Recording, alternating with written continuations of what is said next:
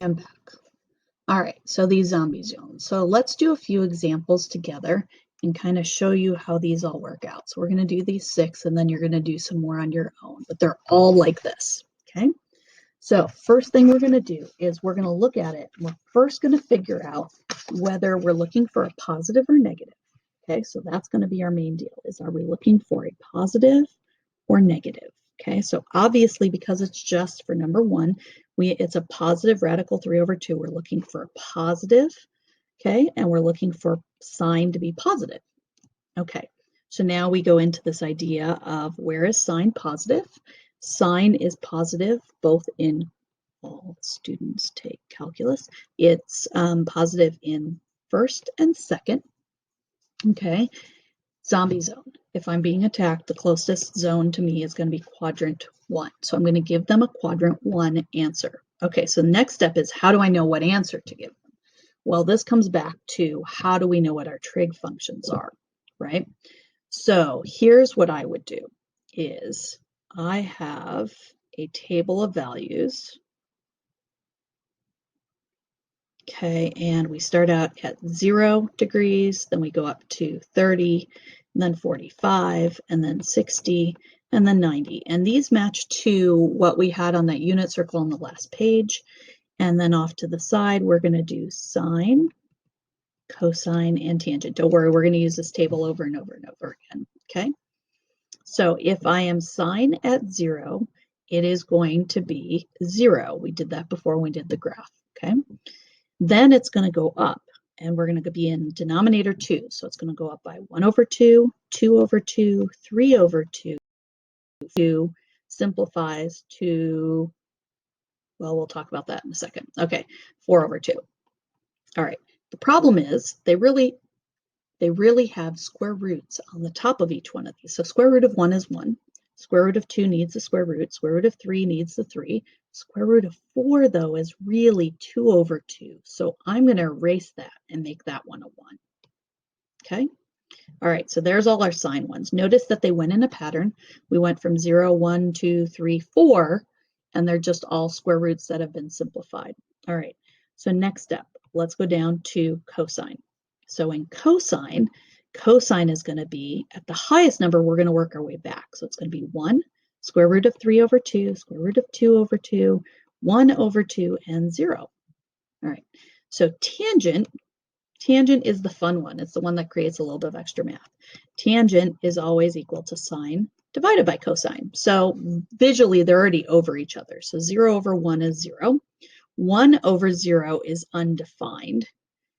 Radical 2 over the same exact thing is a 1. So the only really difficult ones to simplify are these. Notice that they have the same denominator for 30 degrees. So same denominator means I just have to take the numerator. So 1 over rad 3, we wouldn't leave like that. We'd fix the radical. So we'd call that radical 3 over 3. So this is radical 3 over 3. And then this one would be just radical 3 over 1. So it's just radical 3. All right. And then the last thing we should put in here is what these are as radians. So those are our degrees. This is 0 radians. This is pi over 6, pi over 4, or pi over 3, and then pi over 2.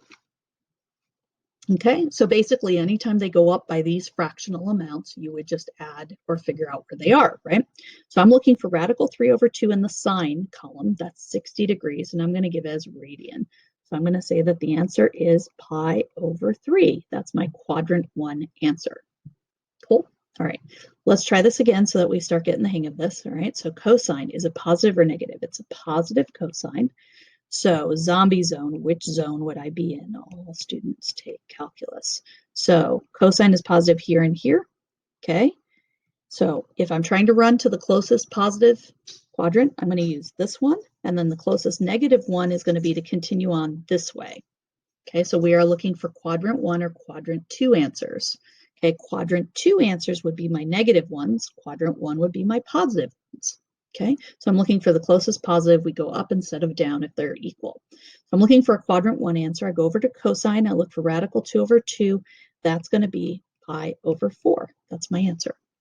Okay, next one is tangent of 1. Okay, so let's go and figure out where tangent is positive. So tangent is positive. All students take calculus in quadrant 1 and 3. In zombie zone, I want quadrant 1. So I'm going to go over to where tangent is equal to 1 and give me that answer. So that's going to also be pi over 4 because that's going to put me into quadrant 1. All right. All right, next one. Let's go and do sine. Okay, so this time sine is negative. So what quadrants is sine negative in? All students take calculus. We're talking these two.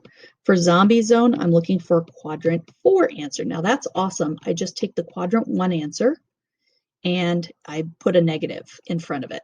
Okay, so I'm going to go look, where is sine negative 1? Or sorry, where is sine 1/2? That's at pi over 6. And I'm just going to call it negative pi over 6 is my answer. That'll put it into quadrant 4 for me. Okay. All right, next one, negative cosine. So where is cosine negative? Cosine is negative. All students take calculus in negatives, right? So it's going to be either 2 or 3. Ooh, this one's tough because if I'm in zombie zone, I'm going to have to run pretty far through an empty cemetery or field here. So do I run positive or negative? Positive, right? So I'm going to put this into quadrant 2. Now this one is the one that's going to take work. This is the only quadrant that is ever going to take work because we never end up in quadrant 3. It's always a cemetery. You never end up giving a question or an answer in quadrant 3. So quadrant 2 is the only one that takes an extra step to tell you the angle. So let's show you how to do that one. So I'm going to go look for where is cosine radical 3 over 2. That's a pi over 6. So I just have to think about if I'm going to go into quadrant 2 and the angle that is closest to pi is pi over 6. What would I call that if I went from the starting area and I ran over to that spot? Well, that would basically be 5/6, because if I continued one more 6, I would have ended up at pi. So we're going to just do 6 over 6 minus 1 over 6 in pi, and that's going to be 5 pi over 6 to get here. Okay, so it's always going to be pi minus, so you're always going to take whatever the denominator is, 6 over 6. If it's a 4, it's 4 over 4, and then you're going to subtract out whatever this angle is from your table.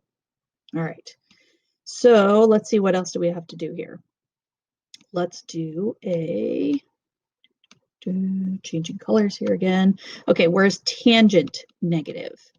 So all students take calculus. Tangent is negative here and here. Zombie zone, right? Where am I going to run to? I'm going to go to quadrant 4. So again, this is just going to be a quadrant 1 with a negative sign on it. So where is tangent going to be radical 3? Well, that's going to be at a pi over 3. I'm going to just say it's negative pi over 3. That's it. Not too bad, right? So all that other stuff was just background stuff for making sure that you knew what quadrants are what, and then coming back over this table idea of how do you know what the angles are, okay? Now, you should be able to create this table completely on your own without us putting in any of the numbers. Like if you didn't have it on your paper, you should still be able to know exactly how to fill it in, okay? So if I asked you what sine of 30 degrees, you should know sine of 30 degrees is 1/2 within the span of about a couple seconds. Okay, so keep that in mind, that we're going to keep trying to build that speed of you doing trig. Okay, one last thought. I wrote all of these as inverse tangent. Sometimes you will see these written slightly different, but they mean exactly the same thing. If they call it arc tangent is just another way to say inverse tangent a different way. Okay, so those are both the same thing. Okay, and I think that's it. I think those are the two main ways that they'll do it. If they do arctangent, it won't have the -1 exponent. If they do just inverse tangent, how we've been doing, it's just going to be tangent -1. All right. Remember that you can always ask us for some extra help. For me, it's post a note in the Google Classroom or send me an email saying that you need some extra help on this homework. And hopefully we do pretty well on this one. All right, we'll see you next time, guys. Bye.